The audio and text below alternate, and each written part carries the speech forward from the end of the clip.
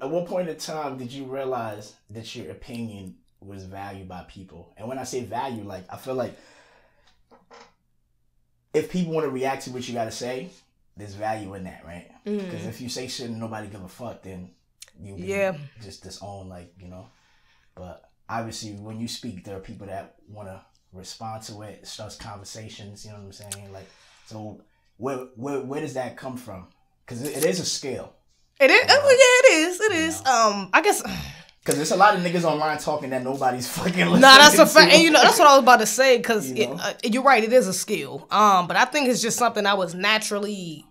It was kind of instilled in me as I was young, and just from my parents. Both my parents are kind of well speaking, you know, and like kind of boisterous in their own ways. So I kind of got it from them. But yeah, when I first started to notice that people were noticing me, or like people were really listening. Probably when I went viral for the Malik Yoba video. I think, because I was getting dragged through the mud on Twitter. And it was a little harsh, okay? But I got a lot of good, like a lot of notice, let me say that. Like, even the people that didn't necessarily agree was like, you made some valid points. You know, I didn't like the way you delivered it, but I like, you know, a lot of people followed me. A lot of people, I got like, you know, different influencers reaching out. So that was probably the first time I really noticed, like, yeah, okay, I'm saying some real, okay, you know, it's not gonna be the easiest, but it's gonna be fun. Okay. What did you say about him? Oh, Malik, he was on the Breakfast Club with some transgenders up there trying to defend himself, saying that because he was into trans women, he wasn't gay. People was trying to call him gay or bisexual or non-hetero. And that's basically what I got up there and said, like, brother, you're gay. You say he's trans attracted? Yes. Like, he dates them regularly. Like, he was trying to make it, he was like trying to literally like negate their whole biological sexual reproduction, like everything. Like, he was like, it doesn't matter if they have a penis, they have a vagina, whatever. If they say they're a woman, they're a woman, and I'm straight because they're a woman. And I'm like, that's just chaos and confusion, brother. No, you like hell to the no. You know, I feel like so with everything that's going on in the LGBTQ like community, right? When it comes to like, you know, the trans community, like, I don't think all women are honest about how they feel, right? Like, you know, true. Sometimes I do hear some women that come out and they're like, yo, we don't like the fact that a man can just wake up and change a couple things and say that now they're a woman, right? You know, like, so is this a conversation that women have amongst themselves? Because I know sometimes when you say things publicly, you're going to get a backlash, right? Of course. But how do women really feel about that, like, from your experience? Well, yeah, I do think it's more of an internal thing. And you know what? It's crazy because even when I went viral, I had a lot of like radical white feminists, you know, kind of get behind me a lot. I lost a lot of them in the process because they see my profiles now at this point. But at the time, I had a few of them. They didn't know what they was getting. Yeah, they didn't know they didn't see the full picture. They just got a little taste. But whatever, they agree with me on that. So yeah, but I did notice even with them, they brought to my attention, like, a lot of women are afraid to speak on this. You know, a lot of women are kind of, you know, hesitant to really say their real opinions. And even when I'm speaking about it with even just black women, it's more of like honestly, I would say black women are probably the most vocal about it, to be honest, next to like the radical white women turfs. But black women, just your average everyday black woman will be probably right after them calling it out, because it's something that we were kind of ingrained with us. As far as foundational black Americans, most of us grew up knowing a man is supposed to act a certain way. Even if a man wasn't in a house, we knew certain things weren't acceptable for men. And so it doesn't align with most of our morals and values, okay? But yeah, women be afraid to speak on it. That's also why so many people back me, not just the radical feminists, but so many women in general kind of blacked me on that, because it was like, damn, finally. Like, they was trying to gaslight us into thinking we was crazy, or we was, you know? What narrative do you think they was trying to paint of you when you were speaking? Well, they were trying to say that I was, they was actually trying to call me a TERF. Actually, they was trying to call me, what is that called? I say acronym for something. I forgot something, but it's like a radical feminist. Something like a radical feminist, though. So they was trying to say I was a feminist, trying to say that I was like homophobic, transphobic. Wait, you know, does that even go? So feminist, transphobic? You wouldn't think so. I mean, but you know what? What it is that feminists support the LGBTQ? Oh, no. The old feminists don't see what it is. It's like there's a rift in between the new age and the traditional feminists. Okay, so these new age feminists are the ones that's like, well, we can all be one. Women, we want equality. We want to be able to have the same positions as men. We want to be able to fight in men's sports, things of that nature. But then you got the traditional feminists who's like, no, we wanted equal opportunity, but I don't want to fight with no men. I don't think a man should be considered a woman because he thinks he's a woman. I don't think that. So you have that kind of rift even within white women, you know? And so I got more of the traditional backing me and the modern kind of dragging me down, to be honest, you know, which I'm okay with. I don't like neither one. Both of y'all white women, I don't rock with neither one, or feminists. So, hands up, don't shoot. That ain't got nothing to do with me. But yeah. All right, so you say you are a foundational Black American, right? Yes, sir. Boom. Do you know about ADOS? Yeah. Okay, cool. That's Tony Yvette joint, yeah. All right, bet. So, you know, at one point in time, right, when I was growing up, I just saw everybody as Black, right? That's just how we was all raised, you know what I mean? Like, yeah, people who were Haitian knew they was Haitian, right? You know what I mean? Black Americans knew they was Black American. Africans knew that too, but it wasn't a conversation like, or maybe it's because we was just too young. You know what I mean? But we just all saw, okay, we all the same.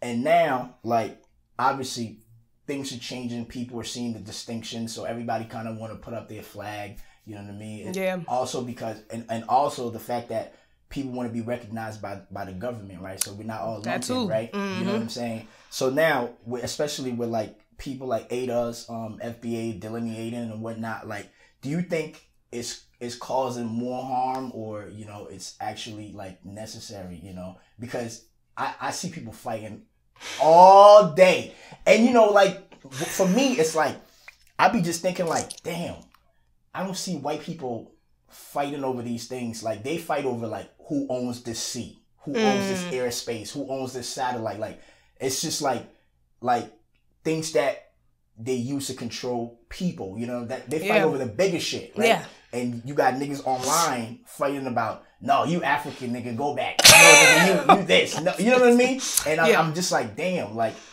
these niggas is fighting over taking over whole countries. Like, you know what I'm saying? They talking about nuclear weapons. It's like everything they argue about is so massive, you know what I mean? And niggas just typing, you know what I mean? So that's sometimes how I see it. What do you think about that whole commotion going on? Well, I do see what you're saying. I will be objective in that, yeah, people can get wrapped up in just the debates between FBA and non-FBA, FBA and ADOS. I mean, and whether we was here, whether we wasn't here, whether, you know, we kind of get really, it gets a little repetitive, I would say that. But also, I'm patient with it because, like you just said, although I didn't grow up, I did know the distinctions, like Jamaicans, Haitians, and things of that nature. But again, I kind of was programmed to just believe we was all Black. Like, my lineage was never outside. I never really thought about, like, having a flag, like my specific culture. It was just kind of like, it was already there. I was growing up in it. So I never really felt the need to distinct it from everybody else's, you know? But when I finally started to like catch on to Tariq and, you know, him really pointing out our lineage and coining the term foundational Black American, put me on a Claude Anderson.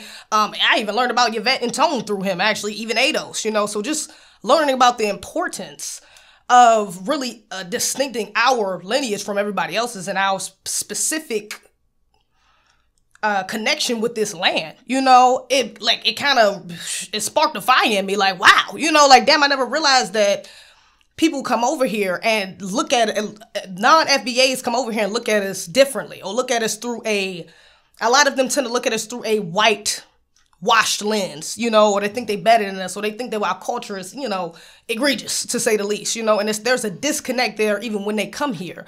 It hasn't always been like that. Tariq talks about that a lot. Back in the 60s, Panthers, you know, even before then, we was on code. But for a long time now, it's been a lot of non-FBA brothers and sisters coming over here and really not building with us. You know, they come over here and get in their own groups. They move to the hood, but they own a corner store and they live a few blocks down, but not really be involved with the community, you know? And so that, it builds tension. Things like that, it builds tension between us. And so now when I see it online, people going back and forth, it's like, it's finally coming out. It's like a volcano erupting. But by the end of it, it'll also be like a restoration, you know, because not only are we getting empowerment from it by really understanding our lineage, but y'all are too, because now y'all see that what we fighting for, which at the end of the day is reparations, will not only benefit us, but benefit y'all. Because at the end of the day, we all are under a system of white supremacy. Just like you said, white people argue overseas. They arguing over weapons, over borders, which is true. But that's because they dominate the world.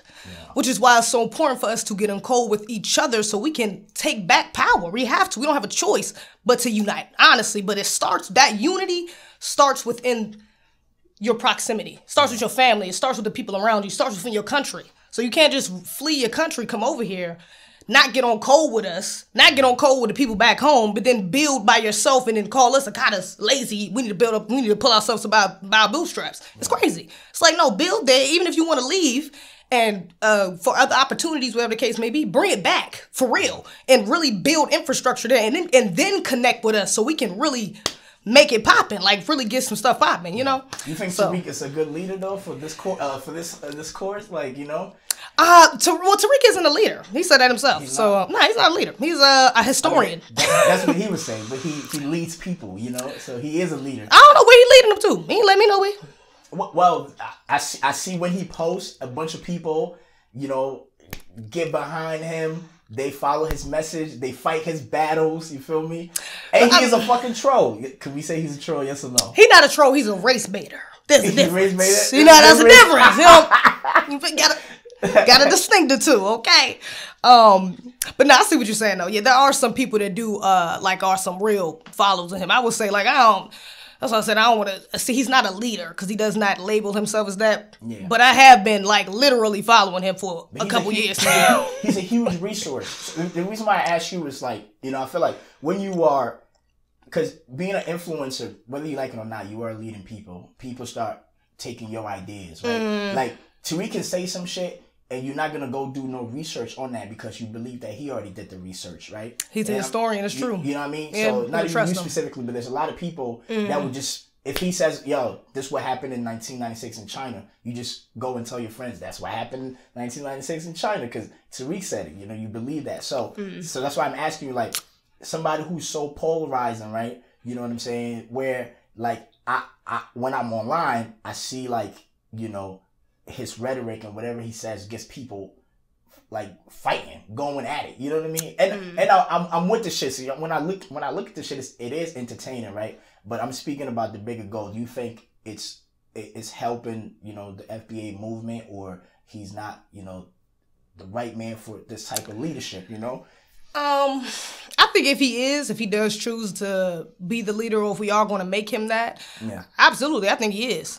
The first thing we got to do to unite, in order to conquer the system of white supremacy, period, we're going to have to conquer some of ourselves. We're going to have to get these coons about the way first. With any revolution that happened, the snitches and the coons go first. Then you get the master. You know what I'm saying? So you got to an extent, I can see why you say it may be unproductive or divisive to an extent, but also we kind of need that. Because we got to see the snakes in the grass. We got to call the people out for what they are. All these non-FBAs who are coming over here off code, even if they're not coming over here, even if they over there, they should be exposed. Because there's people over there, Tariq get love when he go overseas. When he goes to different countries. A lot of non-FBAs love that man. It was a lot of them at the convention. It was a couple of them at the convention, at least, that I went to. But we have to have that, though. At the end of the day. So who can really... Because at the end of the day, right, we are in America. And it is a white man system here. Unless niggas gonna grab their guns and go in the White House like them white boys did and shoot shit up and take over everything, you still gonna need a white man's signature, right? To approve whatever the fuck it is. Unless you disagree, then we can have that conversation, right? So can Tariq go in that building and make that happen?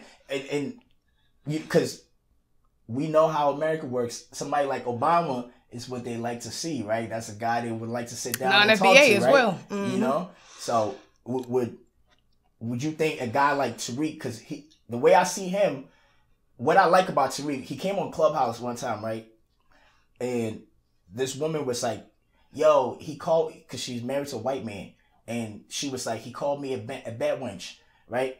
And when she said that, there was 1,000 people. This was my room on Clubhouse. And everybody was like, oh my God, we can't believe Tariq said that. The nigga came on the stage and he was like, yeah, she's a bad wench. I said, yo. Oh, Tariq called her that witch. I swear to God, I thought he was about to apologize. Man, that man ain't apologize for that. You know what I mean? Like, yo, the nigga came on, he said, yeah, she's a bad witch. And he said like 5 times. And I was like, yo, okay. I respect that. You but see, that gotta get called. It gotta get, that's what I mean. I respect that. The system don't like a black man like that. You get what I'm saying? Of course. So that's why I'm asking you, like, oh, you still gonna need that white man's signature. They still gotta prove it. It is their fucking system. They created this shit, right? So you think he can bring niggas there? Possibly. If that's something he really is on doing it. Honestly, if we really rallied behind him to do it and put the pressure, I think he would do it, to be honest. But honestly, it's not even really on him. It's about us. Okay. That's why I said it's about us getting on code, because he can't do nothing without us backing him. That's the only reason why the media and the right specifically hates him, you know, and they always trolling in his comments or coming at him online and things of that nature, because he has a connection to grassroots black people, and not only just black Americans, but non-black Americans, non-FBAs. We really have a distinct connection, trust, because it's not just for me that woke up when we seen Hidden Colors or Buck Breaking or, you know, some of his other films. It's a lot of us. A lot of us didn't understand our history like that. A lot of us are walking around not even realizing, saying, oh yeah, I got good hair because I'm Indian, and don't even realize you really Indian, like you really a native, you know? Like, this is a crazy stereotype I've been hearing in my life, and this is real, you know? So it's like a veil. He has lifted the veil for a lot of people, and that's why a lot of people, like you said, even will just hear something he says and run with it, you know? But we can't charge that to the brother. He can't control that, you know? All you got to do is speak truth to power, and we get behind him and, you know, do what we got to do. But you're right. We ain't gonna get nowhere without a war. That's a whole nother conversation, though. No. This is exactly what I was about to ask you. I agree. We gotta get. Yeah. That's why I'm leaning towards, like. So you think America's gonna need a civil war for black people, you know, to get that ultimate independence? You know what I mean? Like. Yeah. Yeah. I don't think it's going to be like the Civil War, like from before, you know, where it was over slavery and things of that nature, but it will be something similar. The smartest way for us to go about it will be practicing guerrilla warfare, which will be different movements, you know, so they're not picking us up, different organizations, but still connected, you know. But yeah, honestly, I think that's the hard truth a lot of black people in general don't want to face, is that can't none of us get freedom if we don't go to war. Yeah. Can't none of us, especially those non-FBAs that are coming over here. They don't realize you leaving your country, but there's no outrunning white supremacy. We can't run nowhere. You go anywhere on this planet, you're going to run into that problem because they dominate this planet. Well, I can't even, you know, we got to commend them on that because they stay on code. That's what they do. So we have to, the only way to counter that is to get on code as well. But we also got to be in defense. We got to be ready to go to war, you know? And a lot of black people, too many black people ain't ready for that conversation, ain't ready to do that yet. So yeah. Scared Negroes, cigarettes. No, because look, the thing is, if white America was smart, right, they would actually unite this country, right? Because, you know, you got China that's trying to come for America. You got Russia that's trying to come for America. China is seriously trying to come for America. So it's like, if the country, the home is divided, you know, you don't have that nationalism, you know, where people wanted to be patriots and fight and die for America. Like, you see Russia now, there's niggas who are American that's on Twitter saying they like Putin. Like, you know, I'm dead. Putin. You know what I'm saying? Like, people are trolling. It's like a joke now. Like, people don't give a fuck about America. You know, they're like, fuck America. You know what I'm saying? Like, fuck Biden. You know, that's the energy. Like, before, if America was going to war, like, you would be on America's side, or you would be scared. Like, if you get caught, you know what I'm saying? You was a traitor type of thing. You know what I mean? So there's no nationalism anymore. So the point that I'm making is, like, if they really gave a fuck about Black America, they would unite the country. You know what I mean? The fact that they're not, it's like, you're going to have to take that power. There's no way they're going to give it. And you know what? That's also why this is such a crucial time for us. Even the start of the pandemic, I was saying that this was a crucial time for us, because this is the time, this is our divine opportunity to get back power. Why all these white people fighting, just like Whoopi Goldberg, you know, she said the Holocaust was about race or something like that. We can look at it through a similar lens. This is white people fighting white people. Why they fighting? Let's build. Let's take over what they so busy fighting. They fight over there. Let's take over what they not paying attention to. That way when they get back, they either going to war with us or they gonna be subjected to what, you know what I'm saying, what's good. And either way, if you go to war, I don't think that's a good idea because, you know, we got God on our side. I think the fuck up happened when when y'all voted for Biden. No. We got to take that shit. I made a video about that. You right. Because who's wrong as hell ain't voting for that man. Yeah, I made a video doing, and I said I'm voting for Kanye West because you have Trump, who was an old white man, 75 at that time, I believe. Mm-hmm. Biden, who was, I think, around the same age, and they both seemingly racist, right? You know, or they don't prioritize like black people. Right. So I was like, why would I vote for any of them? Like, I think smart that the statement that black people were supposed to make was to vote for a black person and say, fuck it, we don't care. Even if Kanye don't win it, we just letting y'all know that we would support our own, right? You know, because, you know, white people will vote for a white man, a white person. You know what I'm saying? Like, let's not act like race don't matter when white people will vote. Of course, maybe on code. You know what I'm saying? So it's like, why black, and people went crazy. Even platforms that will promote my videos, they're like, no, we can't post this, man, you know? Wow. I said, y'all can't post it. I'm saying I want to vote for Kanye. Are you for real? Yeah, they like, because everybody was pushing for Biden. You understand what I'm saying? And now it's get like, Trump out. Yeah, that was the whole thing. Exactly. It's true. Mm-hmm. And now it's just like people looking back like, damn, people saying they fucked up. A lot of people saying like, you know, Biden wasn't the guy. You know what I'm saying? A lot of them on hush mode right now. Them same Democratic shields ain't got nothing to say now because he ain't doing nothing for us. So what was your thoughts on you know, during the election and how you feeling now? Well, I feel the same, honestly, because I seen it coming. This is the same man who literally implemented crime bills on our elders. Some of our elders are still locked up right now and died in prison thanks to this man. And we gonna vote. I mean, just off that, it was like common sense. Why is he even an option, black people? You tripping. We was tripping like shit. Honestly, any black person, and even during the time, I was like, I don't like picking the lesser of two evils. That's why I didn't vote at all, to be honest. I wasn't about to vote for either devil, if I'm being real. But even the black people that switched over and was like, I'm voting for Trump, I understood more. I understood it 10 times more. Biden, it was like, what are you doing? You know, but at least with Trump, he talked to Ice Cube. He had the platinum plan, even though it wasn't really specifically for us. It was some other bullshit in it too. But it was something that he was trying to, like, it was a trinket, at least. Where Biden was literally giving you nothing. It was illogical to me for you to even want to vote for anybody in his camp. And then Kamala on top of that, come on, Jesus. Black people let me be specific. Black people aren't getting anything from me, or black people can't get anything specific just for black people. Like, just that alone, I'm like, why are we even consider, like, this shouldn't even, black people should be ignoring. Anytime they bring up Joe or Kamala, we should cut the conversation short if they ain't talking about reparations or tangibles for black Americans, which they never did. Yeah. Well, how do you feel about Kamala, like, you know, because you are a black woman, right? And yes. She's a black woman, so did you not have... She's Asian. You said she's what? Asian. She's Asian? Yeah. Asian one day, Caribbean the next, black another. I don't know what the hell she is at this point. Because she ain't no black woman. I ain't giving her that title. No. Answer no. And she got a white zaddy. No, bad wench. Shout out to Tariq. Yeah, no. No. So it didn't do anything for you at all. You didn't have no, like, it didn't impact you like, yo, you know, maybe let me fuck Biden, but let me vote because of Kamala. Hell no. Matter of fact, I think I didn't see her snap her neck, though. You know, they say that makes her black. Boy. Hell no. Hell no. That made me even more motivated to go against Biden in his campaign. Like, I was calling out I remember when I called out all of the candidates on the Breakfast Club talking about reparations. All of them was saying some BS or talking in circles, talking about Joe Biden I remember he talked to Meg Thee Stallion. I remember when Kamala talked to, I forgot, but I know I did a rack of videos on them that year, 2019, whenever they was running.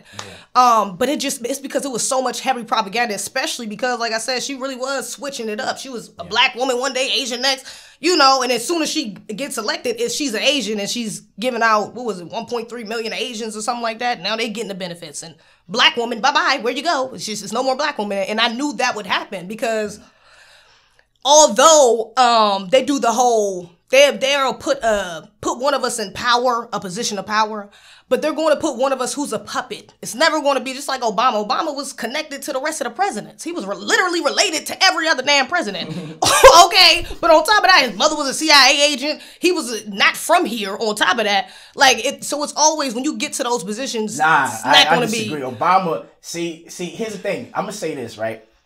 I feel like when Obama ran, all black people was happy. Every nigga thought he was Jesus. Mistakenly. But here's the thing, though. When Obama ran, black people was happy as shit. I remember I was in college when he won. We all went out. It was like our favorite team won. We was celebrating, throwing parties. Right? I remember, yeah. Cool. We find out this nigga is a politician. But now I feel like black Americans are trying to like make him African now. Like, nah. He's an African. Yeah. But this nigga's from here. No, I thought he was from Kenya. He's from Kenya. No. But he's from America. Like, he was born here. But his lineage is from Kenya. But it doesn't matter. But no, but it does. There. But you see. No, y'all got to claim him because Obama is from here. Where was he born? Here. He was born in Hawaii.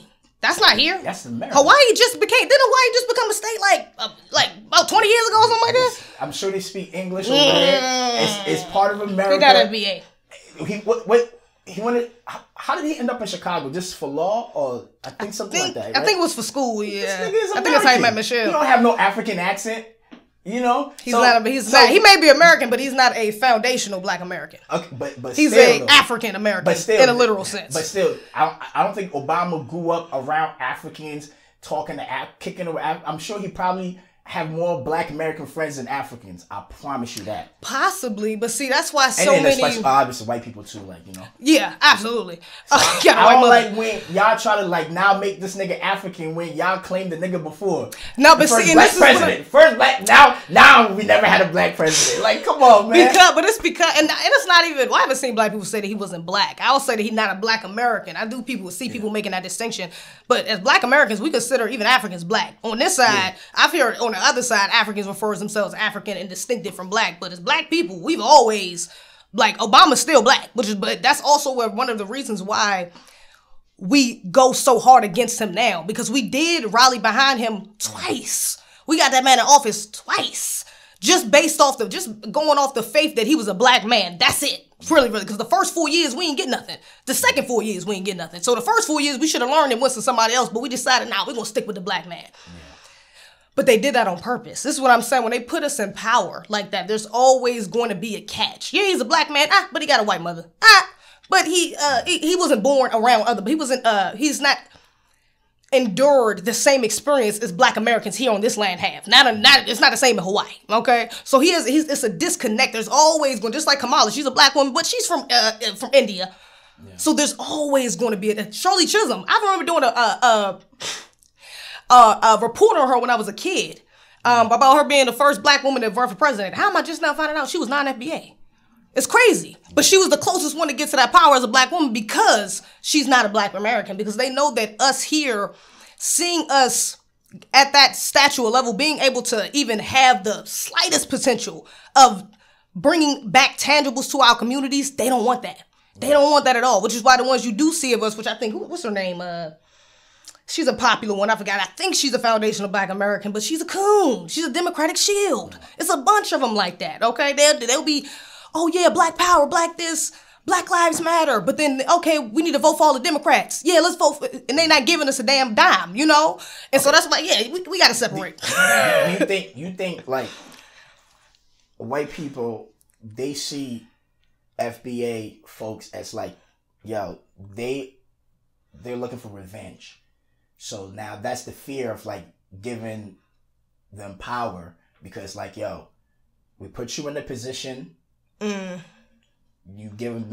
pass the position on to another FBA person, you know what I mean? Y'all keep it in the family, community, whatever you want to call it, right? Next thing we know, you're taking over our whole system because of slavery and what happened. You think that's their biggest fear? And that's why because Black Americans, obviously, like, you know, as much as people would say they want equality and fairness, there's some niggas that's fucking mad. Of course. About what's taking place. And rightfully fucking so. You know what I'm saying? So you think that's the reason why they will always keep power away from FBA folks? Absolutely. But it's also, it's a false sense of fear. Let me say that. It's a projection. Because we have always had the power to subjugate them. Before these, they only been on the planet like 6,000 years. We've always had the power. We push their ass back in caves and let them come out. Okay? We've always had the power to subjugate them if we really wanted to. Our ancestors had the power to do that. So they know it's not in our nature to rule in that way, in such a lower vibrational way as they do. You believe that? Absolutely. You think if Black Americans had power, they wouldn't just repeat? No, we're not gonna repeat that. We most Black Americans want, if we are fighting for power, just like you look at the Nation of Islam. The Nation of Islam has a whole military. They could have been started attacking white people if they wanted to. They have enough power to do that, to go out in different cities. They're in different cities. They could practice guerrilla warfare if they wanted to. But it's because their goal isn't to necessarily subjugate anyone or dominate anyone like white supremacists. They just want separation. They don't care if white people, this whole country is our land. But we okay. Y'all can keep a couple states. We just want these states. We want our own land, our own system, our own military, our own hospitals, everything ran by us. We want our own society that is owned, dominated, and controlled by us. Would that still be considered America? Yeah, it would still be, because, I guess we would change the name out of a while. I don't know, the original, whatever we, would call it. But yeah, for the time being, it would be a separate but equal land. Not like segregation, but like actual separation. Separate. We did it in segregation. We just had less resources because they never gave us the reparations. But they realized that if we really did get our reparations and separate, they know that they would die off without us. They can't live separate, to be honest. That's why they would have to take their ass back to the caves. This is not their planet to rule on. This is not their space. So naturally, they already dying off. If we leave them, baby, they're going to die very quickly. They're supposed to die, I think, they got like another 300 years, I think. Somebody, I've seen a white lady talking about this. Oh, this is real. Like they're literally genetically dying. Like white people will be extinct? Like, seriously, they are the recessive gene. That's why, I don't know if you noticed, like, they have a lot of interracial propaganda now. They'll see a lot of, if you were to watch a kid's show, it'll be a black mom, white dad. It'll be a lot of black moms, white dads. A lot of that propaganda. But you'll see a black dad. Trying to mix in. Yes, because they use us for our genes. It's like it's similar to what the Kim Kardashian or the Kardashians are doing. They bring in a white man. So she had a couple babies with a black guy. Now she white back with a white man.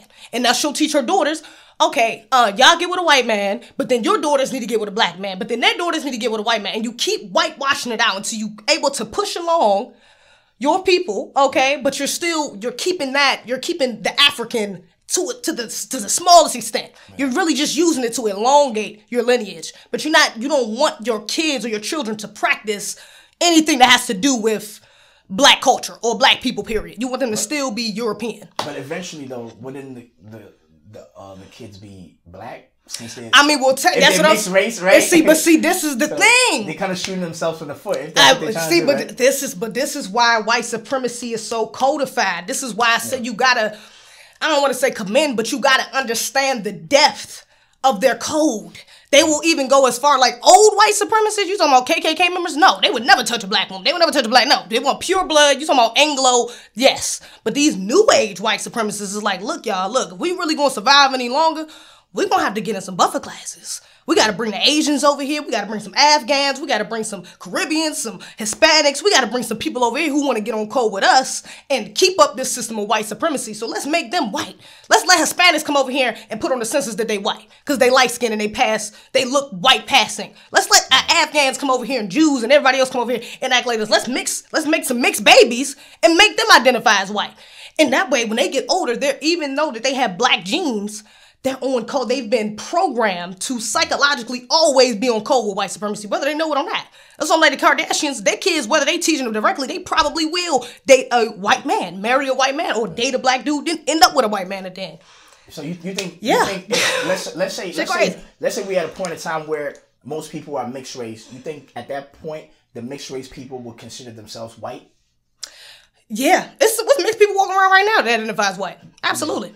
Yeah, it's black people. Shoot, it's black people with actual like black parents. You know, maybe like a half black parent, half white, half black parent, and a fully black parent, and they come out white passing, and they identify as white. They don't connect with their black side at all. You know, and then there's the opposite side of that too, where there's black people, you know, identify as black and then don't identify with the white side. But I don't agree with that. So you gotta recognize both. Well, white people can still like promote white men or white women to black people, but like niggas still gotta pull their dicks out and women still gotta open their legs. Yeah. You know what I'm saying? Yeah. So who is really at fault? No, no, and really, what it is they're at fault, but it's our responsibility. That's what I always say. Is that we are still victims of white supremacy. So these brothers and sisters that are opening their legs or pulling down their pants for these white people, a part of that is a part of systemic programming. Okay, for you to think your whole life that this person is above you or this person is something you can't get to. They like the piece of candy you never could have had or something like that. Now they're offering themselves to you. It's like, wow, oh my gosh. You know, shoot, you done heard all this shit about white girls being crazy and shit like that. You done seen all these princess movies growing up with these white boys saving these little princesses, and now subconsciously in your head, you like, it's the first white person to come to you. It's like, oh my gosh, they're my savior. Whether you consciously think that or not, you know? And so I try to be empathetic knowing that with a lot of black people, but also, yeah, again, we got to be real too. Because some of you Negroes are just some self-loathing, self-hating ass coons, and you want some white. You know, whatever your preference is, you know, and that's just not okay. I'm not for interracial at all. We was all made. We got different groups for a reason. Let's keep it that way. Yeah. You think black women are willing to be totally submissive for black men to lead? Because I feel like if there's gonna be some type of civil war or whatever it is where niggas have to get aggressive, we can't have black women in our ears always screaming, cussing niggas out, disrespecting niggas, making niggas not feel like they're men. You know what I'm saying? Like, you know. Nah, you're completely right. I would have to agree. And you know, that's also why I go so hard about black women being submissive and losing weight and being more cooperative with their men and staying with their men, things of that nature, because that's a part of warfare as well. Like unity, again, it all starts with unity. We can't unify if you're not with your man. That starts on a basic level with just man and woman. The nuclear family is at the crux, at the root of unity. So if you don't have that, if we can't at least work it out together, us going to war, all this stuff, it won't even matter. Black men black women are the first ones to complain about we're so unprotected and oh my gosh, black men, they don't know what they're doing and they just want to cheat and da-da-da-da. But it's like when we stepped away, marriage started going down like after the 60s. When we started to step away from our motherly or womanly positions, like staying in the household, even if we was working, staying in the household, still working, still teaching the children, teaching our children directly. You know, we had a lot of black teachers and things of that nature. We even had, especially during segregation, we had black schools, but when we decided to say, you know what, I want a piece of the white woman's pie. I want to be able to go to college and to live my life up until I'm 30 and, you know, decide what I want and be career driven. I want a piece of that pie because my men has oppressed me, even though our men has never oppressed us like white men. They've never had the power to oppress us under a system of white supremacy like white men have all of us. Yeah. So we got tricked into this way of thinking of white women like we had something to run from, like the solution was building by ourselves. And it's not. See, white women had the privilege to build by themselves because their men had already built for them. They was already with their men subjugating us when they came over here to dominate us. So they had the privilege to say, you know what, Bob, I'm not trying to do this shit no more. Let me go over here and subjugate some black women. Okay, let me go trick them into some stuff. They got the privilege to do that. We didn't. And sadly but surely, too many of our elders, some of our aunties and mothers, they got wrapped into that. So now you see the effects of that today. It's like you got black women walking around talking about, yeah, I want kids, but I don't know if I want to be married. I mean, when it's like you want to bring a child into this world without his father permanently there on paper, like, I mean, the illogical, you know, and I hear this from black women, stuff like this from black women every day. Is so sad that you would even think that you could bring somebody else on this planet and not have the father there. Like, he's not a necessity. People, that's where we're at, and so you're completely right. Would you say if a man says like, yo, I don't want to be a father, the woman should get an abortion then?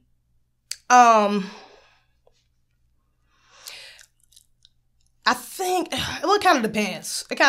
Because I think before you even have sex with a man, that's something that you should be clear on.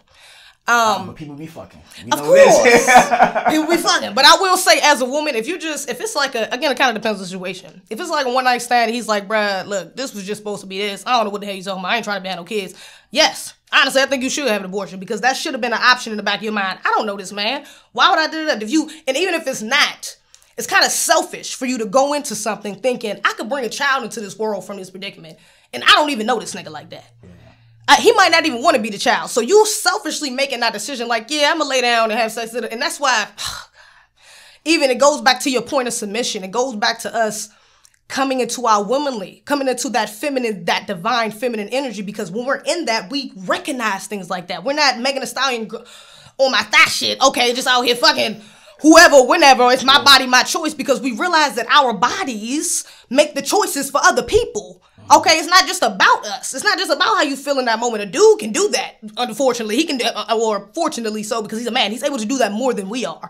But as a woman, you have to think about that responsibility, because he ain't going to be locked down for 9 months. You are. That baby ain't going to need him to breastfeed. You are. You're going to have to be here while he's going to have to go out and work. And that's the reality that we don't even see until we have the damn baby. So yeah, submission.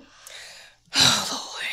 But it does. It starts with getting us back into our feminine. Black women, we got to step into a more submissive feminine role. And we can't just keep using the excuse, oh, he's not masculine enough. Well, baby, he ain't never going to be masculine enough if you're masculine as well. Two masculine ain't going to live in the same presence. It's not. But who solves that issue, though? Because I feel like when men try to, like, lead women into that, it's all because of how society is. Because they just always look at the men like, oh, you being a misogynist and that. So you think this is conversations that women should have? This is women, and that's why even when you asked me before, like all the women that the love and hate question, that's another aspect I was thinking about, because a lot of black women specifically love me because of the things I talk about and the way I talk to black women and the way I hold us accountable. But then there's a lot of black women who run from that, who hate that, who see me as like, no, da-da-da-da. They see, and then I'm able to do it, and I'm nice looking. I got a lot of brothers that follow me, that agree, that validate what I'm saying. A lot of sisters, older sisters that validate what I'm saying. And then it's like I pop their bubble, you know? But the only way for us to change anything is for me to pop your bubble. Because if a man do it, it's gonna be, oh, you're a man. We've been so programmed again with the feminists. Oh, you're a man. It's misogynistic. It's da-da-da-da. But it's like, well, baby, we on the same level. And I'm telling you what he's saying is correct. So what you got to say now? Yeah. But the thing is, I get some of the black women that feel like that, because black women are at war with black men. And I think a part of the reason is that black men are not also like winning the war in society, right? So I don't know if we at war with each other. I don't know if I would go far. We definitely at war. Like, definitely. Because some of the shit that I hear women say to men, it's just crazy. Like, there's a lot of black women that don't respect black men at all. And I think it's because black men, like, we are the oppressed, right? If we were the winners and we was running society and we had businesses to pass on to our kids and shit, our women will respect the fuck out of us. You know what I'm saying? But the fact that, you know, like, a nigga is always trying to get somewhere, you know, I feel like, you know, like, a white woman respects her man more than a black woman respects her man, if that makes sense, you know? Nah, you know what? And to that degree, I can agree with that. It's like, who likes the losers? You know? And niggas can cap all they want, but every fucking institution that you go into, it's white owned. But see, and even the richest black man right now, a white person is signing his check. Look at hip hop.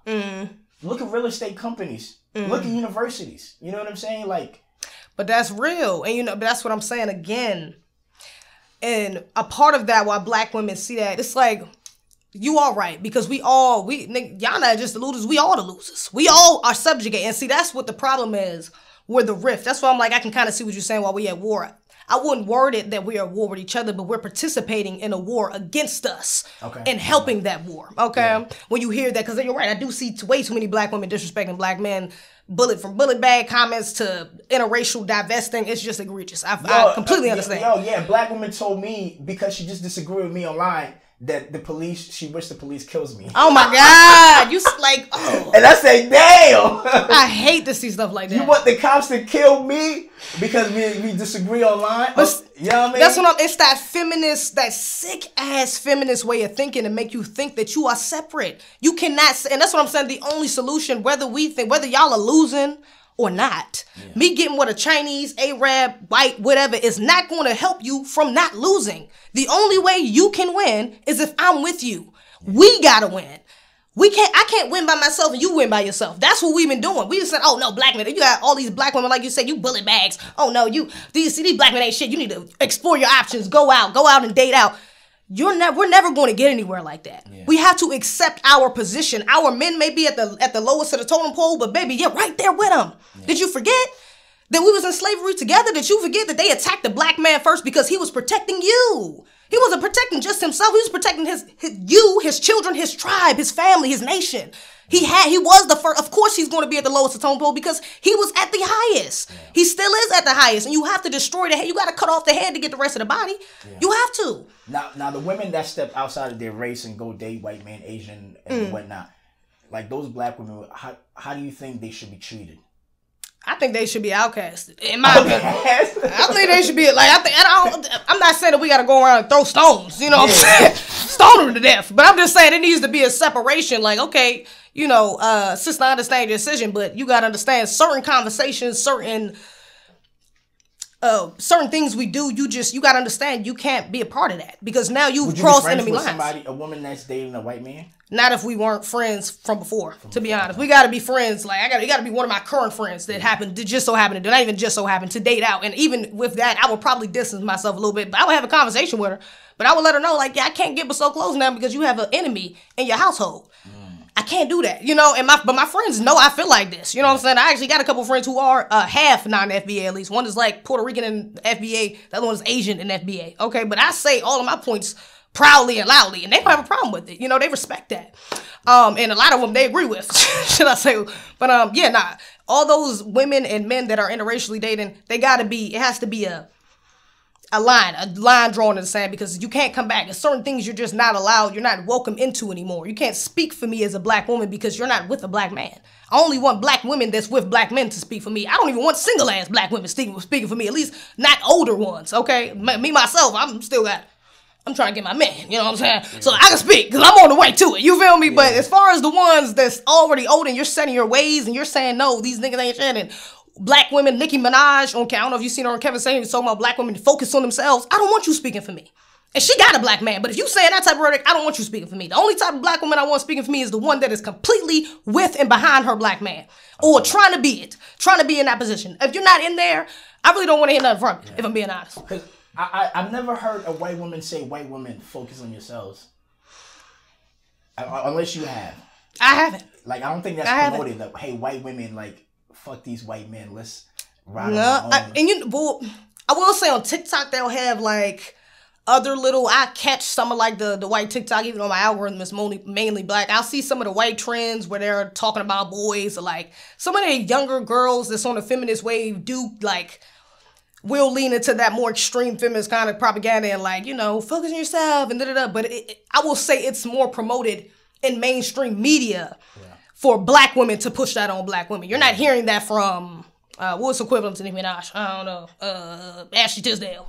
Lindsay Lohan. I don't know. You're not hearing that from one of them, telling that to the young girls. So yeah, I see what you're saying though. You're not hearing Adele. Right, you're saying focus on yourself, right? She went up there and said, "I'm proud to be a woman," but she didn't say, "Women, focus on yourselves." So yeah, because she was married at least, So yeah. Yeah, no, it's the dysfunction, like I was watching Vlad. I don't know if you watch Vlad TV, and I was just like, I realized that a lot of the people who are like in their 30s right now, you know what I'm saying, like black folks, right? A lot of them, it's like the people who are now supposed to lead the society and whatnot. A lot of them come from like broken homes, like when crack was the epidemic, right? Like when people's fathers were put in prison, you know what I'm saying? Parents being on crack, all of that, right? Like that happened recently. It wasn't like 1,000 years or 500 or 6 years ago, right? It's recent, right? So the kids that came from those homes, they're the ones who are like in their 30s right now, 35s right now, and now they're supposed to raise families when they came from that type of setting. You know what I'm saying? So it's very difficult, you know what I'm saying? So that whole separation between the man and the woman, right? Like I think that's what's really killing, black people in general, Yeah, absolutely. And also like, people who come from the Caribbean or people who are African that come to America, they also I mean, especially when you're young, you're going to subscribe to the American culture, right? So you fall into that, you know what I'm saying? So you see African woman or Caribbean woman who believes in a whole different set of culture back home, but when they come to America, now they talking about, you got to be, I want to be independent. I don't need no man. I heard somebody talk about that. You know what I'm saying? Yeah, I talked to a brother, Dr. Obi. Shout out to him. We need to talk. He has a channel on YouTube. He has a good channel. Okay. But I talked to him about that too, about his dating experience as a non-FBA in America. And I believe, both of his parents was non-FBA.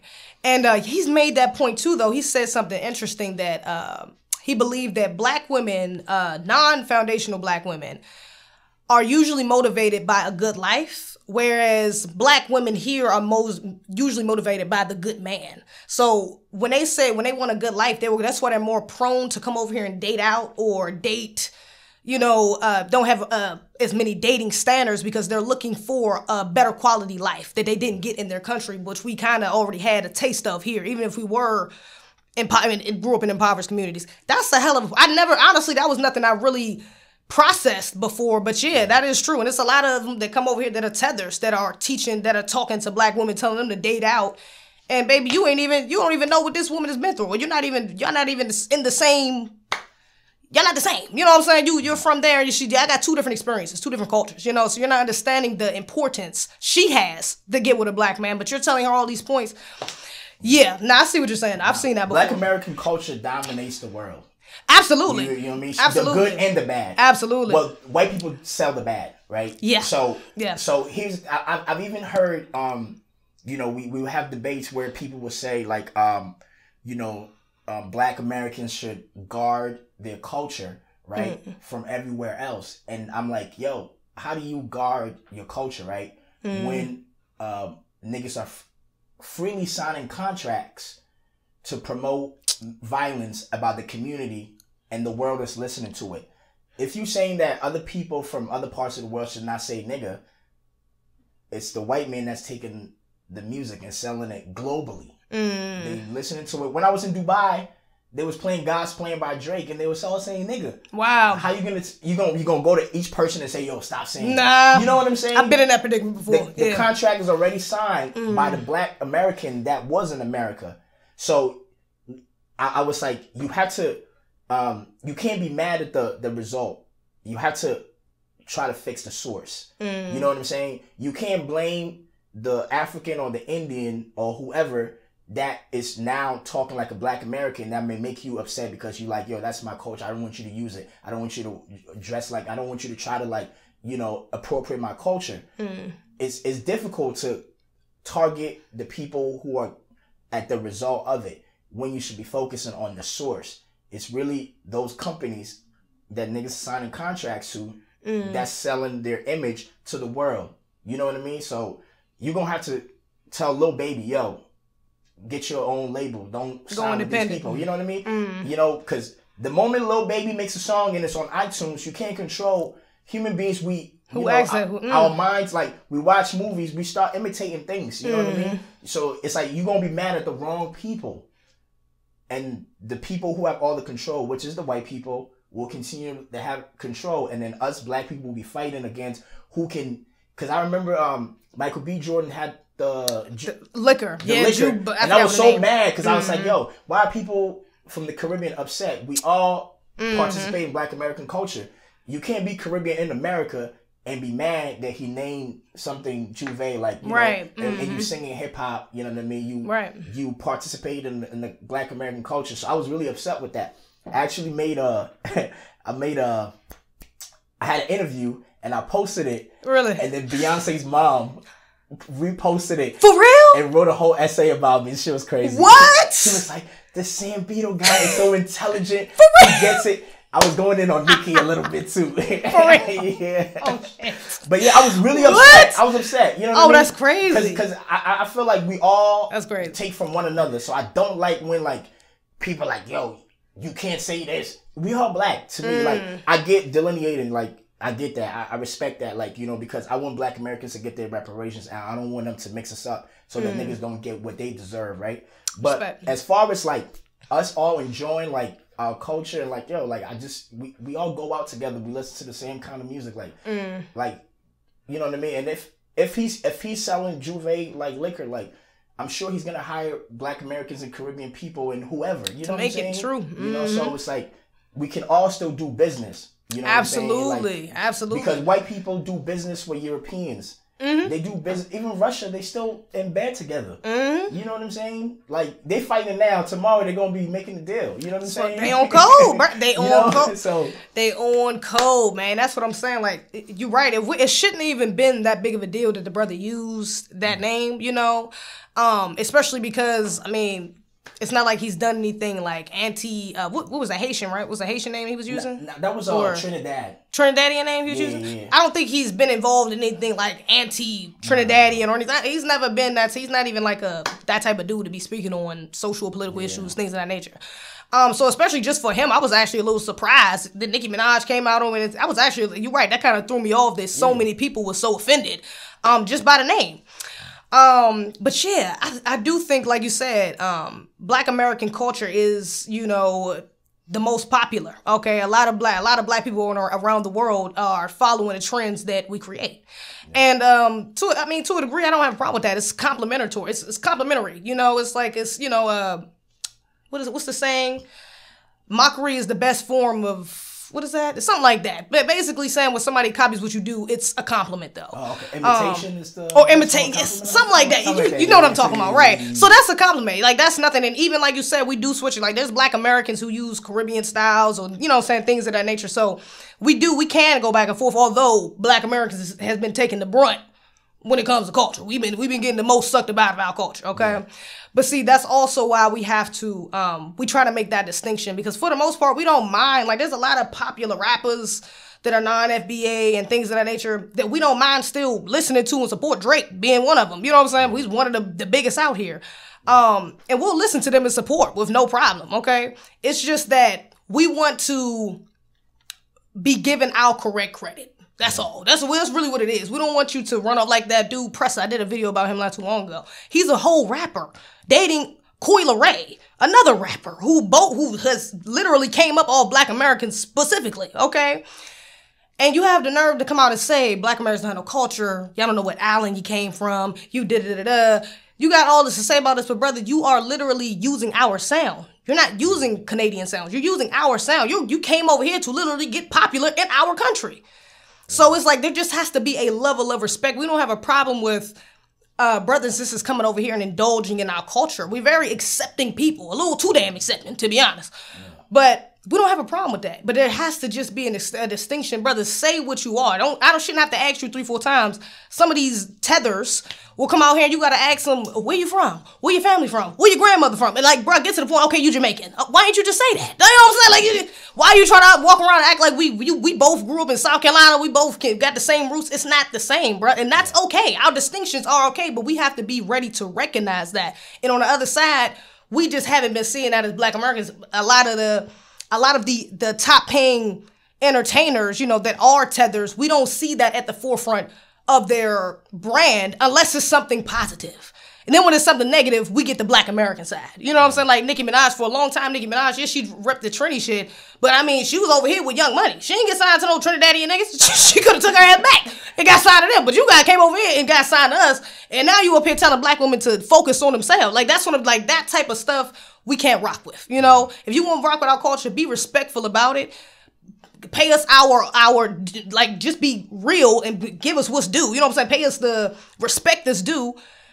And you know, yeah. So when she's speaking, do you think, because she's saying black women, you think it's targeted at Black American? Absolutely. When you think about Black women, you think about Black Americans first. When you think about Black people, you think about Black Americans first. Okay. You say Black women, Black Americans pop in your head. Black American woman pops up in your head. Absolutely. I ain't gonna lie. When she says that, I really just think Black women of all like ethnicities are listening to Nicki and saying, "Yeah, girl, yeah." No, probably, definitely, you're right. But I think when she says that though, she's still speaking. Her main audience has always been Black American women. We've been the main. If she didn't have our support, she would be nowhere. Trini supporting her or not, she would be nowhere if Black American women didn't support that girl. Yeah. So that's who she's talking to. And she's said some disrespectful things, I think, before. Then it was either her or Cardi who called us roaches or something like that. It might have been Cardi who said that. But she said some anti-Black American things before. This isn't the first time, you know? Nikki? Yeah, Nikki, yeah. So that's why I'm like, I would assume, like, even if she...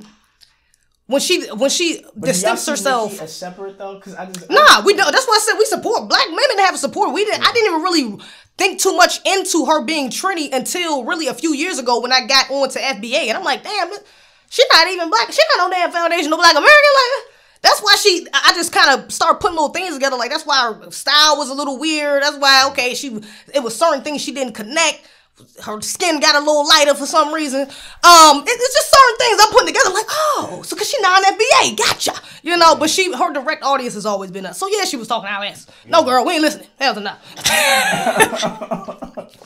Okay, so do you think you know, because you know you got somebody like Tariq, right? When it comes to leadership, right? You know, you saying he said he's not a leader, but to me, I still see him as a leader, right? You think Black women should follow Black men who are influencers, or should follow Black women who are influencers? You know, who's gonna benefit y'all more from your perspective?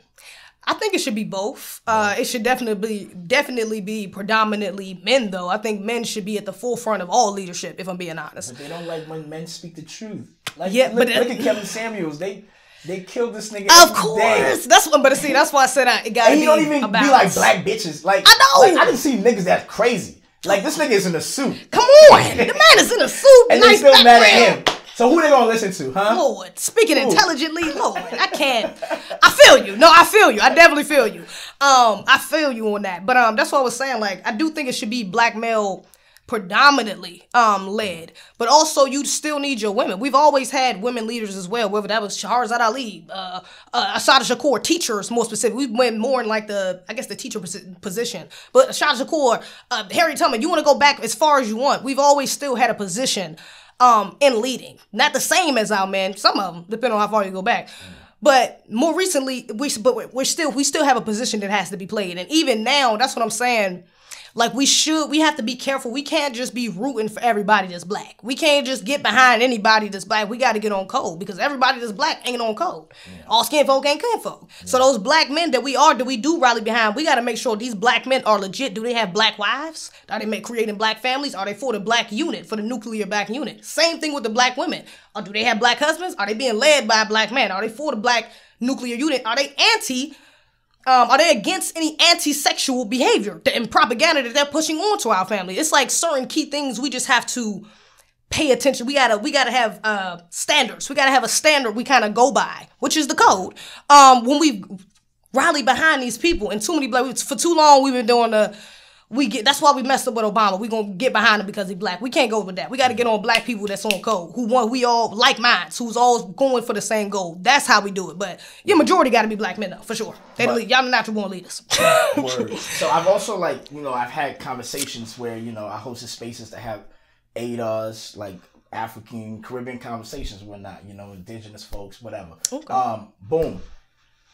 I also realized there's a lot of Black people that just be like, no, I'm Black. I ain't FBA. I'm not like ADOS. Like, what's all these new labels y'all trying to put on us?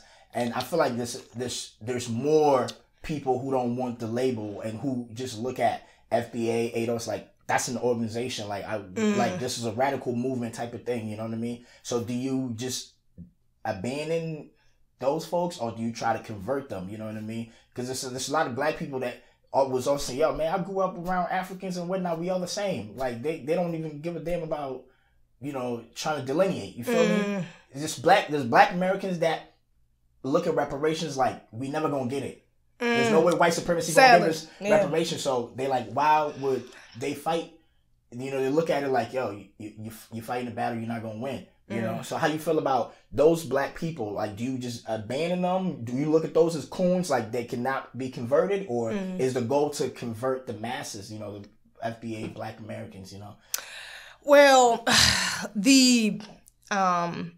think for the most part, the hope would be to be able to save the majority of us. Even the ones who aren't with the whole Black thing or think we ain't gonna ever get reparations, we still want to save them. But at the end of the day, I was reading, what was I reading? I think Shahrazad Ali's book, Black Woman's Guide to Understand a Black Man. And she made a very good point in Black men having to unify to distinct who we are. We've been the Negro, we've been the colored person, we've been the nigga, we've been the black, we've been the African American. So we have to, Black men firstly, because y'all are the ones that's validating the terms of coming up with them. Firstly, y'all really have to get on code with each other and figure out what we're going to identify as. Whether it's just black, whether it's foundational Black American, whether it's native Black American, American descendants of chattel slavery, whatever. But we got to get on code and figure out what are we going to present ourselves as. Because if we keep going, the Moors over here talking about, we need to be sovereign citizens. Damn, Israelites over here talking about, we the Jews, we need to identify as Jews. I mean, if we keep going in circles like this, we ain't going to get no damn way. We got to settle on something. Whether it's just black, nigga, fuck it, whatever. Just make it black. I don't even care. But we have to settle on something and get behind something. That's why I be rocking with Tariq. You see what I'm saying? Because I'm gonna tell you straight up, I think the powerful people, they a lot of times don't give a fuck about the correct history. It's whatever history they agree on. Absolutely.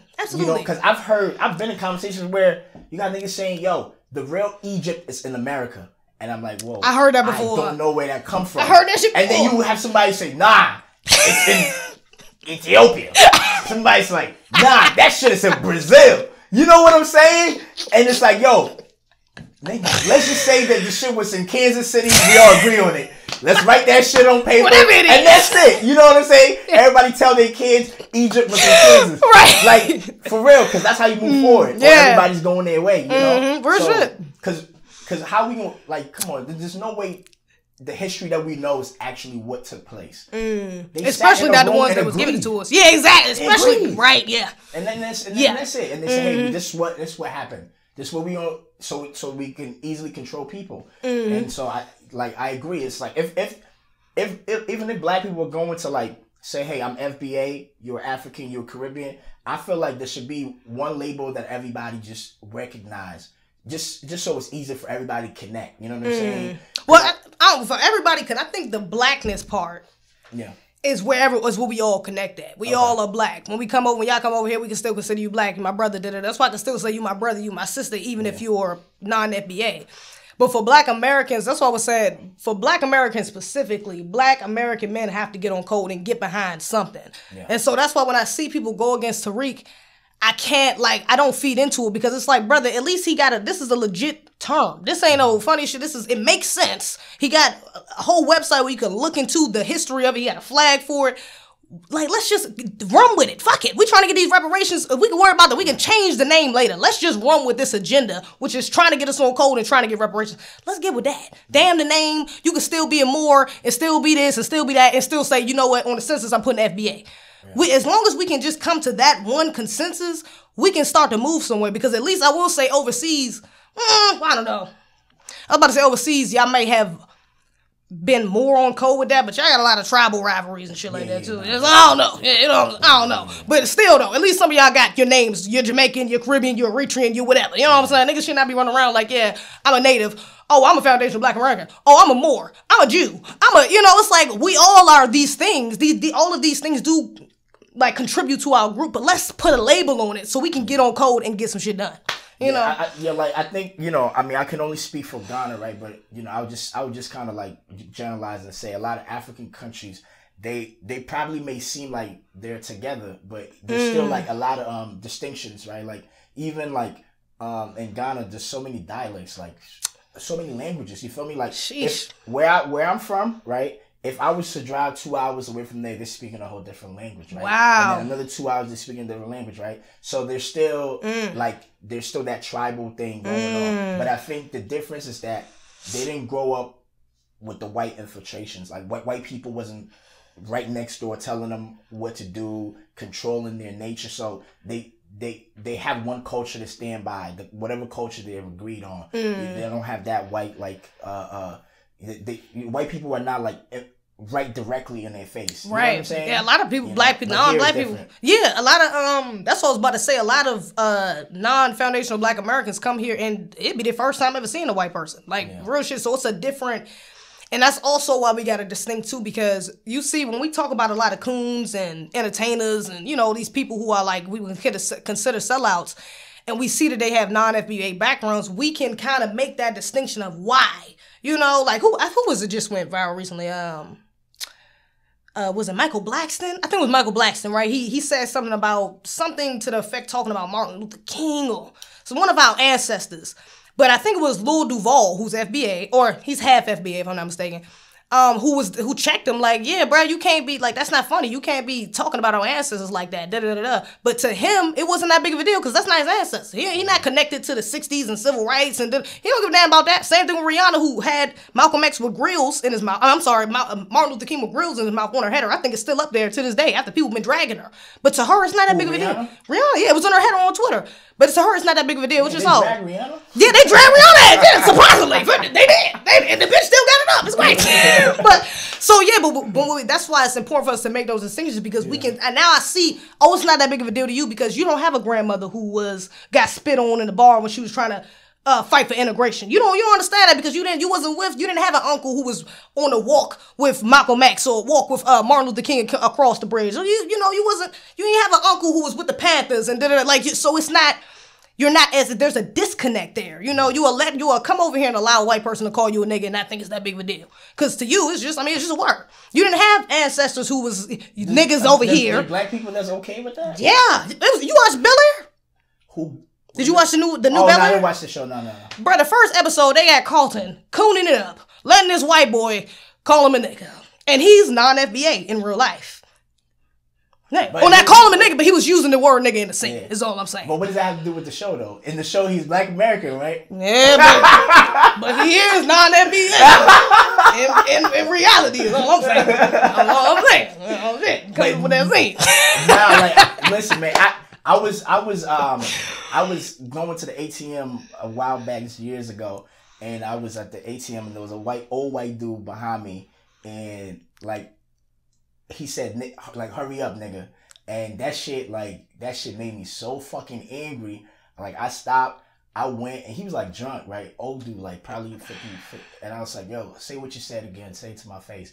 And then he was like, I didn't say nothing, you know? They always call it out. And I was like, yo, if I hit this nigga, like, I'm not even going, what am I going to get from this? You going to end up in jail. You know what I'm saying? he going to lie and say he didn't say nothing. He's just a black man that just wanted to attack him. He probably going to be like, he was trying to get money and he's going to make some shit up. Yeah. And he old and drunk, so it's like, but I think, and I'm not Black American, but I grew up around all black people. You know what I'm saying? I've noticed though, the ones who do grow up here, specifically, you have a different, just like Dr. Oba, who I was talking to, you have a bit of a different perspective than the ones who come here and was born there and then come here later, like as an adult or as a teen or something like that. Because you get a chance to connect with us on a grassroots level. I'll break it down like this. Like, when you come to America, right, or even when you're born here, and let's say your parents are from somewhere else, like, you have to pick white culture or black culture. That's what it is. Okay. You know what I'm saying? Because it's like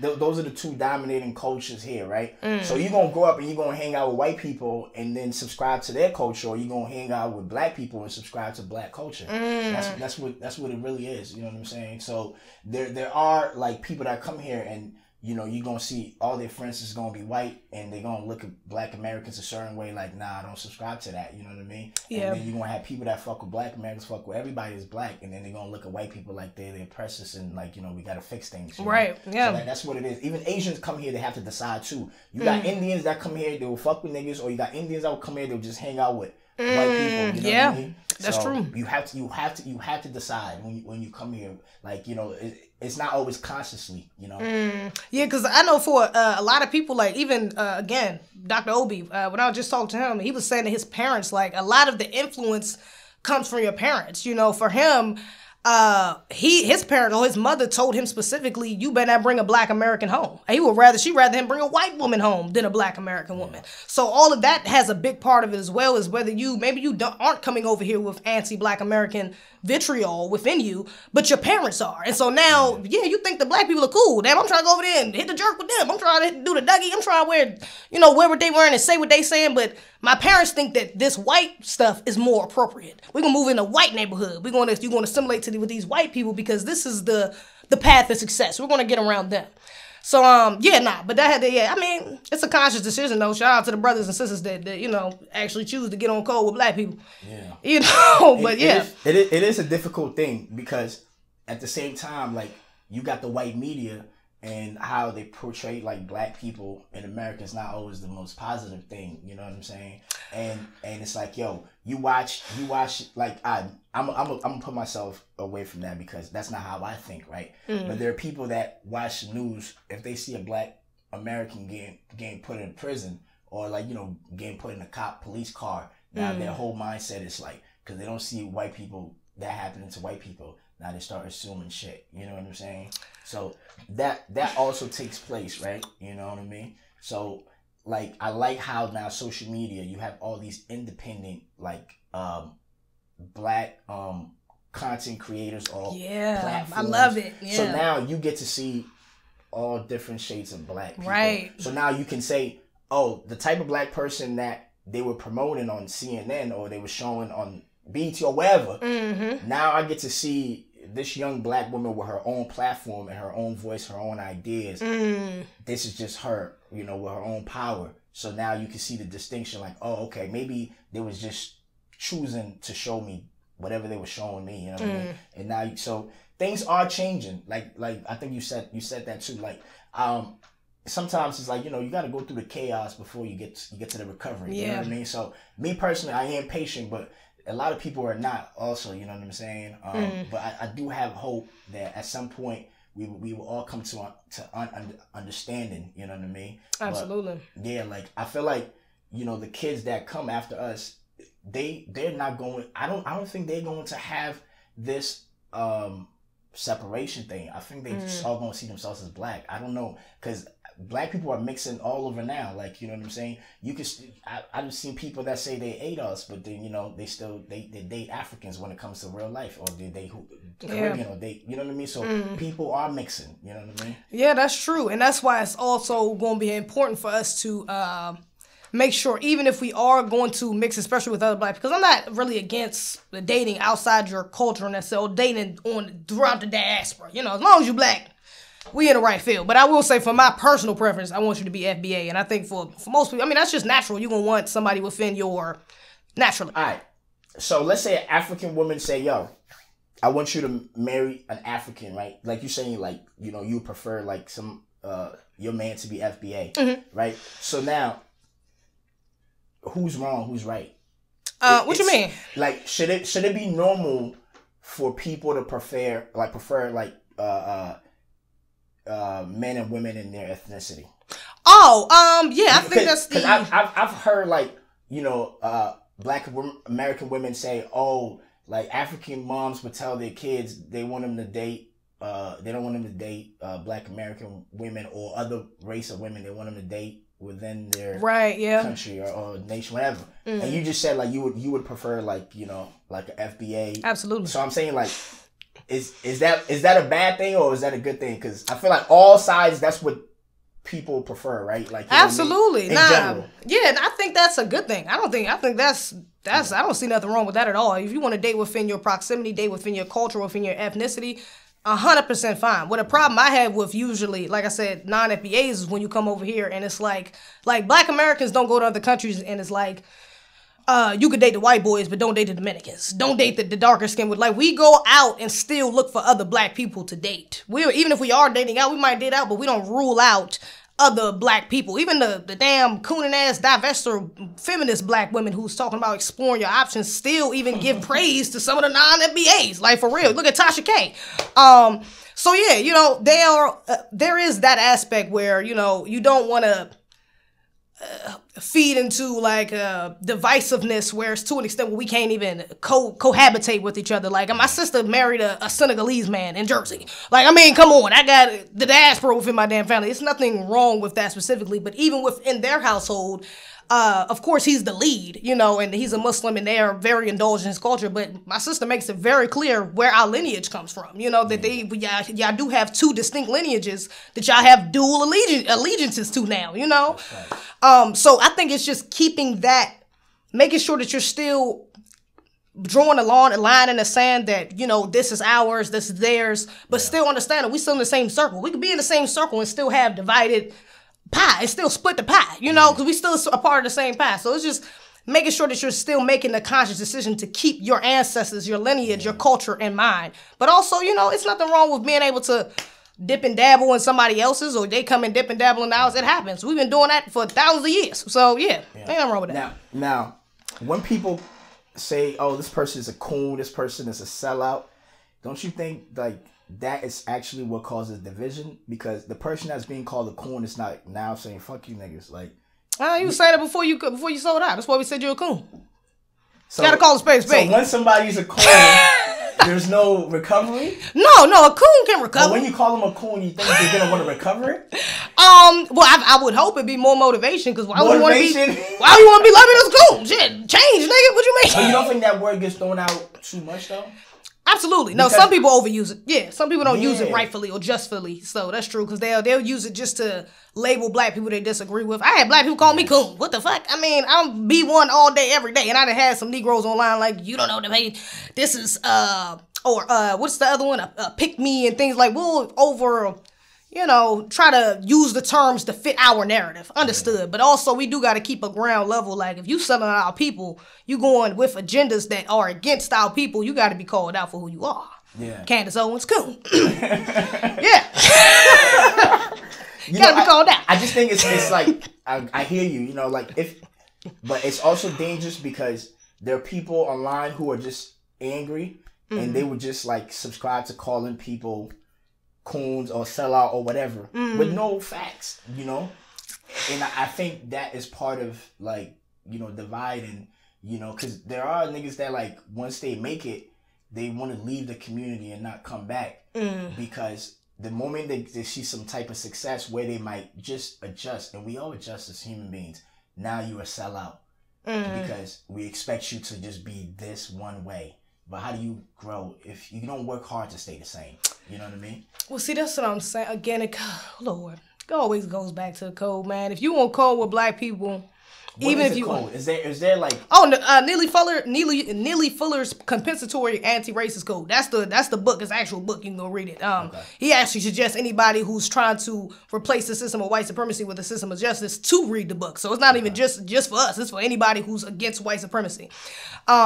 But I use the language of code in more so a sense of just thinking in a B1 space. Like, if you're not going to sit down and read the whole book, because I know a lot of niggas don't like to read, whatever, cool.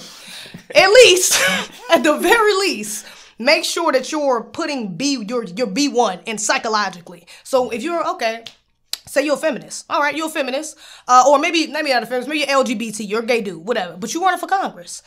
Okay, you know that you're a gay black man running for Congress, but maybe you don't get up there and you're fighting for gay rights. Maybe you don't even have your sexuality at the forefront of your platform, to be honest. Maybe the only thing that you're focused on in your platform is making sure you're connecting with black Americans on the grassroots, getting tangibles back to black American communities, and bringing back resources for us.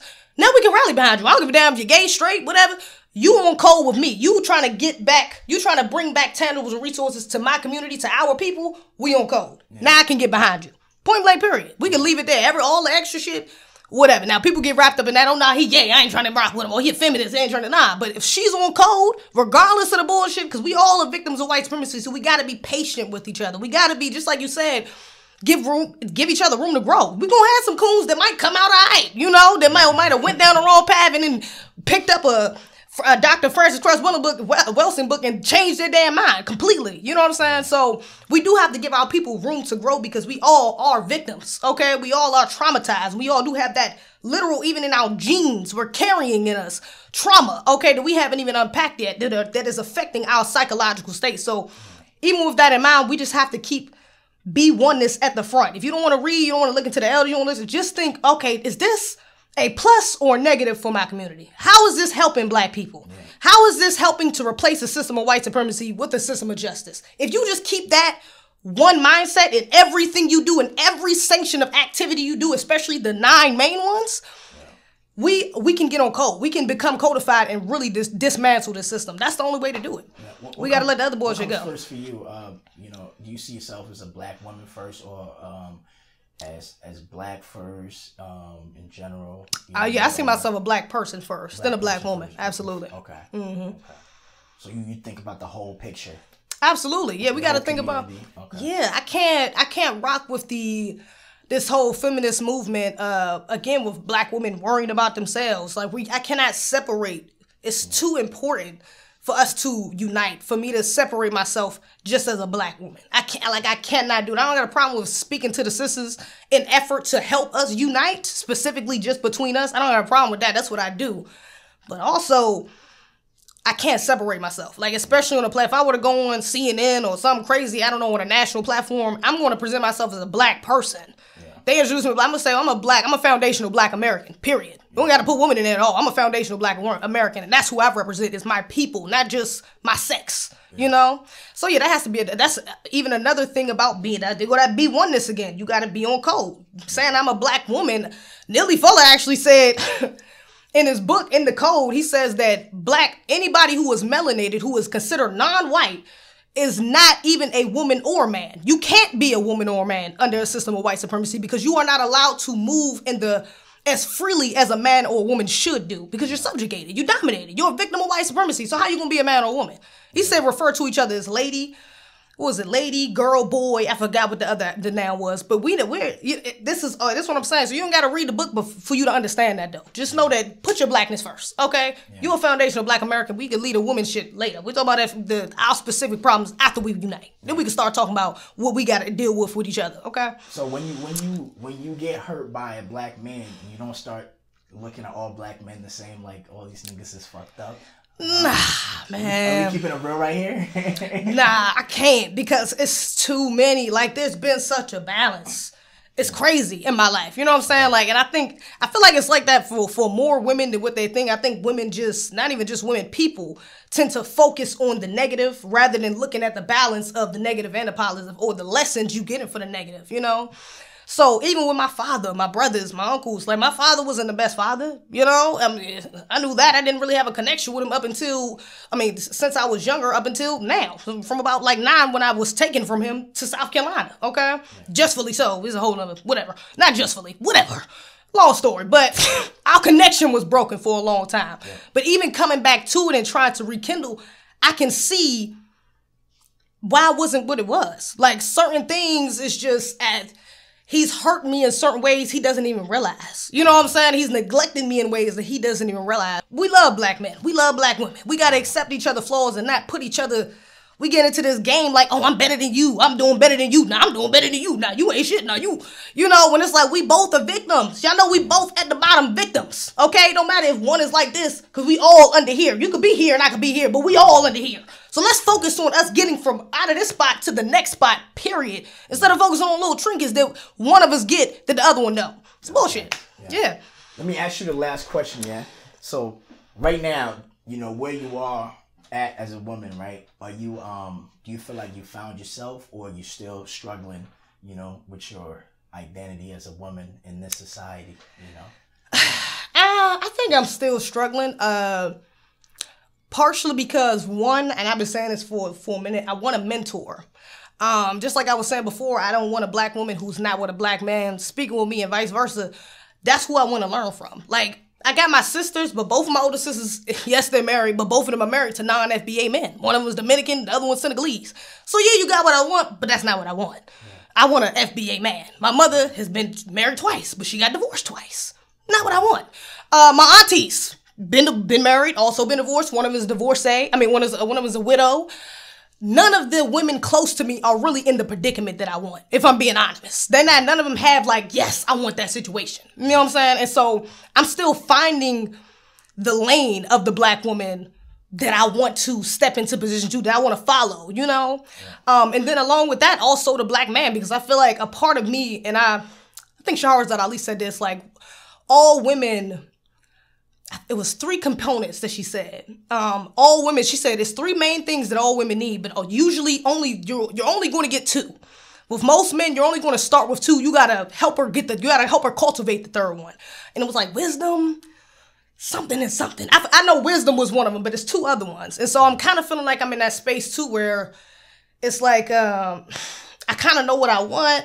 I kind of know who I want to be with and what type of, I can kind of see it, even though I haven't seen it tangibly. I can kind of imagine it. But I feel like my man has to be there to kind of solidify that. You know what I'm saying? Like, I feel like when I get with my man, it's going to solidify some things about myself. You know, just being his woman. Because me trying to solidify things on my own as my own woman isn't necessarily who I want to be. I don't want to be my own woman. I want to be his woman, if I'm being honest. So what are some of the things that I may be missing, or do I have, or do I have to get rid of, or do I need to build more in myself, bring more in myself that he sees fit? You know what I'm saying? So I'm kind of like it's a transformative time. Let me say that. Transformative time. Next time we have to do like a bio interview, you know, so we can talk about your personal life. Oh, okay, we can do that. You know, today was like your politics. Yeah, you know yeah. So we definitely dive into that conversation. But yeah, you know, thanks for being honest. You know what I'm saying? No problem, man. This is a good conversation. You know yeah, I enjoyed this. And you know, obviously, you know, like. Tariq does not know me personally, but he's posted one of my videos before. Oh, for real? Yeah, and he also, you know, I interviewed him on Clubhouse. It was like 2-3 hours. That was a crazy room. For real? Room, because he was going against this woman who is trying to tell black women that they should divest in. Oh, that's the one he called a bad one. That's what you're talking. Okay, gotcha. Pink Pill. You know what I mean? Oh, I think I know who you're talking about. You know, I think I've seen her on YouTube or something. I've seen people talk about her. YouTube, Instagram, and a bunch of places. Yeah. Okay. So yeah, you know, me and her, we go back and forth on text all the time. You know For real? Yeah. You know, because a lot of niggas don't understand her. I feel like when I speak to her personally, I understand where she's coming from, but whenever she's speaking publicly, nobody gives her a chance because they just angry that. It's like she's just telling black women to find other options. But then while she's telling black women to find other options, she's telling them how bad black men are. And that's the part she don't understand. Like, you know, she talking about all these crime statistics and whatnot. You know, she's basically saying, yo, black men are violent. So why are black men telling black women that that dating outside of their race will be bad for them when they have bad situations in the black community? So it's just like, yo, niggas not ready to listen to that. You know what I mean? Yeah. So he came in there, called her a bedwench. You know, it was historical. I'm dead. I know that joke was funny as hell. But yeah, no. Next time we'll definitely we'll talk about your bio. Like, you know, I like what you're doing. Keep it going. Keep being a voice for the people. Thank you. Know what I'm saying? Because it is important that, you know, now we can all create our own media platforms and speak to our audiences, and, you know, not have them have to depend on the major corporations and whatnot. You know, it's important. You know, so it's good that you're doing what you're doing. Yeah. Thank you. Well, I like your platform too. Definitely, you got to keep it up. This is a great setup for one. Definitely that you got. But yeah, I enjoyed your interviews. I think I watched a couple of your videos though when I was looking on your page. So you're doing good too, man. Keep up the good work. We let us see it. Thank you. All right, until we meet again. All right, man. Thanks for having me. No doubt.